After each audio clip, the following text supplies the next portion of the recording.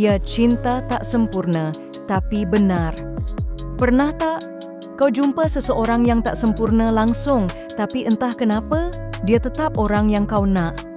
Cinta ni pelik. Remaja selalu fikir cinta kena sempurna, mesti sweet, mesti selalu reply cepat. Saya pernah nampak ramai yang kecewa hanya sebab harapan mereka terlalu tinggi. Masuk umur dewasa, kita mula sedar, cinta sebenarnya pasal dua orang yang belajar saling memahami. Bukan tentang tak bergaduh, tapi bagaimana dua orang boleh pilih untuk redakan hati masing-masing. Dan bila kita lihat pasangan warga emas, ada yang tak romantik, tapi setiap pagi sarapan bersama. Ada yang tak pandai pujuk, tapi setiap malam doa agar pasangannya dipanjangkan umur. Kesempurnaan mereka bukan pada kata-kata, tapi pada kesetiaan. Cinta yang benar tak janji bulan dan bintang. Ia cuma minta satu perkara. Sudi tak kau belajar memahami aku walaupun aku banyak kekurangan?